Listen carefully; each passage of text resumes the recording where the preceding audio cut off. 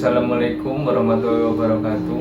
Perkenalkan, nama saya Umam Sansaka, NPM 6621600041 dari Prodi Teknik Informatika Fakultas Teknik dan Ilmu Komputer kelas 3A.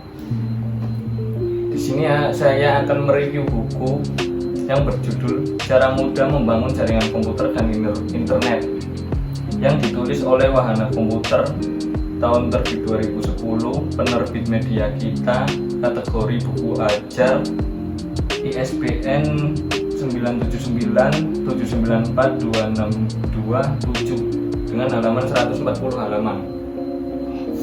Buku ini akan membahas bagaimana menerapkan jaringan komputer di rumah. Anda tidak harus menjadi seorang yang mahir internet untuk membaca buku ini. Namun diharapkan Anda sudah mengerti bagaimana menggunakan sistem operasi, memiliki sedikit pengetahuan tentang IP address dan berbagai jargon jaringan. Dan di sini saya akan menjelaskan pengertian tentang jaringan komputer. Jaringan komputer adalah sistem yang terdiri dari komputer-komputer serta piranti-piranti yang saling berhubung sebagai satu kesatuan. Dengan dihubungkannya piranti-piranti tersebut, alhasil dapat saling berbagi sumber daya antar satu piranti dengan piranti lainnya. Dalam istilah komputer, jaringan merupakan penghubung antara dua komputer atau lebih yang tujuan utamanya adalah berbagi data. Betulkah jaringan komputer itu hardware dan software? Jawabannya adalah betul. Jaringan komputer adalah gabungan antara hardware dan software. Jaringan komputer bisa diklasifikasikan menurut beberapa kategori.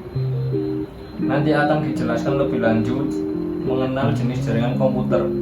Karena sebuah sistem jaringan komputer terdiri atas komponen-komponen dan perangkat jaringan lainnya yang bekerja bersama-sama untuk mencapai suatu tujuan yang sama. Tujuan dari jaringan komputer adalah yang pertama, membagi sumber daya. Contohnya berbagi pemakaian printer, CPU, memori, hard disk. Yang kedua, komunikasi. Contohnya surat elektronik, instant messaging, dan chatting. Ketiga, akses informasi. Contohnya web browsing. Agar dapat mencapai tujuan yang sama, setiap bagian dari jaringan komputer meminta dan memberikan layanan servis. Pihak yang meminta layanan disebut klien dan yang memberikan layanan disebut server.